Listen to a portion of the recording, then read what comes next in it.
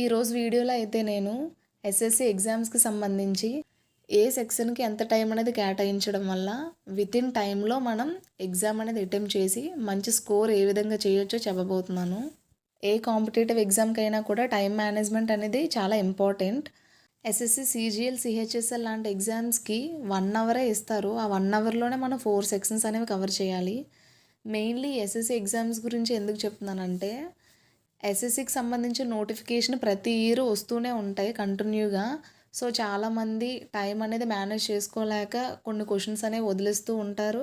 ఇంకొంతమందికి అయితే ఎగ్జామ్లో అన్ని క్వశ్చన్స్ చూడకముందే ఎగ్జామ్ అనేది క్లోజ్ అయిపోతూ ఉంటుంది.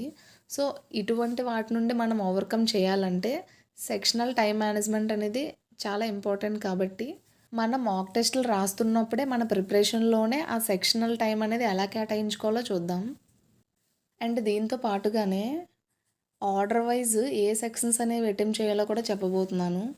ముందుగా చూసినట్టయితే రీజనింగ్ ఎందుకు ఫస్ట్ అటెంప్ట్ చేయమంటున్నానంటే ఎగ్జామ్ స్టార్ట్ అయిన వెంటనే మనకి చాలా టైం ఉంటుంది కాబట్టి కొంచెం మెల్లగా చేస్తాము.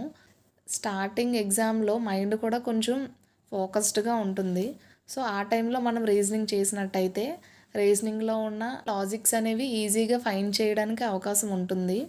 అదొకటే కాదు, మనం రీజనింగ్ కూడా లాస్ట్కి ఉంచుకున్నట్టయితే రీజనింగ్ అర్థమెటిక్ ఒకేసారి చేసినప్పుడు మొత్తం అంతా మ్యాథ్స్ టాపిక్కే కాబట్టి కొంచెం టైం అవుతున్న కొద్దీ మనకు టెన్షన్ అనేది పెరిగిపోతూ ఉంటుంది. సో అలా కాకుండా మనం రీజనింగ్ అనేది స్టార్టింగ్లో చేసినట్టయితే మ్యాథ్స్కి సంబంధించిన ఒక సెక్షన్ కంప్లీట్ అయినట్టు ఉంటుంది అండ్ మనకి కొంచెం టెన్షన్ కూడా తగ్గుతుంది. మనం రీజనింగ్కి కేటాయించవలసిన టైము మ్యాక్సిమం 15 మినిట్స్. 10 to 15 మినిట్స్లో మనం రీజనింగ్ సెక్షన్ అనేది కంప్లీట్ చేసేయాలి. మనం 15 మినిట్స్ లోపే చేయాలంటే ప్రాక్టీస్ అనేది బాగా చేయాలి. అదే కాకుండా కొంతమంది ఒకే క్వశ్చన్ దగ్గర పట్టుకొని ఉండిపోతూ ఉంటారు. బట్ అలా అయితే చేయొద్దు. రీజనింగ్లో కూడా మనకి ఎంత తెలిసిన సబ్జెక్ట్ అయినప్పటికీ కూడా ఒక 2-3 క్వశ్చన్స్ అనేవి టఫ్గానే ఇస్తారు. సో అవి మార్క్డ్ ఫర్ రివ్యూ అని పెట్టుకొని నెక్స్ట్కి అయితే వెళ్ళిపోండి. ఆ విధంగా ప్లాన్ చేసుకున్నట్టయితేనే మనం అన్ని క్వశ్చన్స్ కూడా అటెంప్ట్ చేయడానికి అవుతుంది. నెక్స్ట్ చూసినట్టయితే ఇంగ్లీష్ సెకండ్ ప్రయారిటీ మీరు ఇంగ్లీష్కైనా ఇవ్వచ్చు, జనరల్ అవేర్నెస్కైనా ఇవ్వచ్చు. మీరు ఎందులో అయితే కొంచెం మంచి నాలెడ్జ్ ఉంటుందో అదైతే సెకండ్ ప్రయారిటీ ఇవ్వండి. మ్యాక్సిమం ఇంగ్లీష్ సెకండ్ ప్రయారిటీ ఇవ్వండి.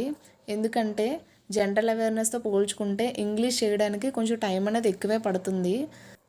ఇంగ్లీష్లో క్లోజ్ టెస్ట్ నుండి 5 క్వశ్చన్స్ అనేవి ఇస్తారు.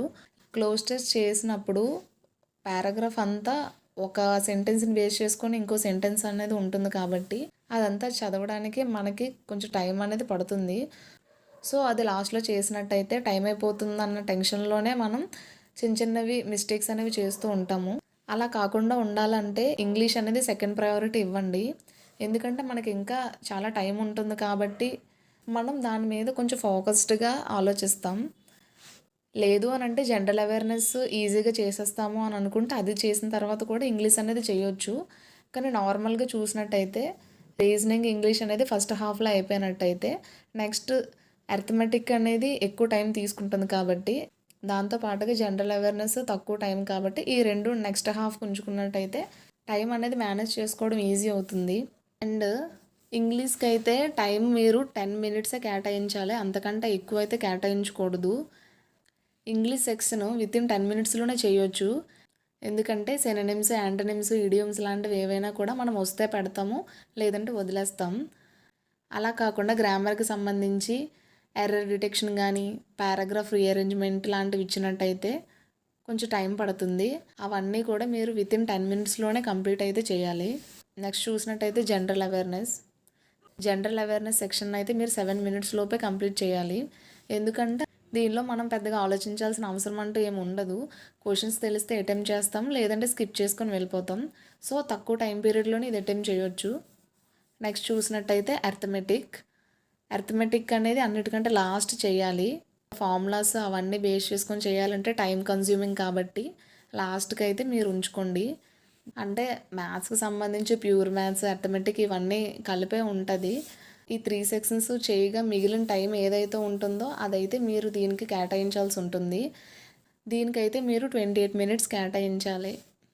చాలామంది దీనికి 10-15 మినిట్సే కేటాయిస్తారు ముందు సెక్షన్స్కి టైం అనేది మేనేజ్ చేసుకోలేక.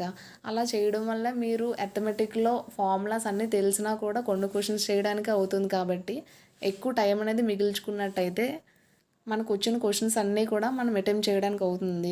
అర్థమెటిక్‌లో కూడా చాలా క్వెషన్స్ పెద్ద పెద్దవి వస్తూ ఉంటాయి. అలాంటి క్వెషన్స్ ఏమైనా వస్తే మార్క్ ఫర్ రివ్యూ పెట్టుకొని నెక్స్ట్ ఏవైతే ఈజీగా ఉంటాయో ఆ క్వెషన్స్ అన్నీ ఒకసారి చేసేయండి.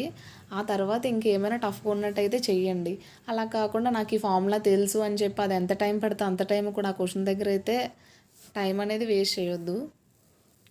సో ఈ విధంగా మనం సెక్షనల్ టైం అనేది కేటాయించుకొని ఆర్డర్ వైజ్ సెక్షన్స్ అనేవి ప్రయారిటీ ఇచ్చుకొని మనం చేసినట్టయితే మనకు వచ్చిన అన్ని క్వెషన్స్ అటెంప్ట్ చేసి ప్రిలిమ్స్ అయితే ఈజీగా క్రాక్ చేయొచ్చు. ఈ వీడియో అనేది మీకు యూజ్ అయితే తప్పకుండా లైక్ చేసి సబ్స్క్రైబ్ అయితే చేసుకోండి. అండ్ అలాగే ఎగ్జామ్స్కి ప్రిపేర్ అవుతున్న మీ ఫ్రెండ్స్కి కూడా షేర్ చేయండి. Thanks for watching.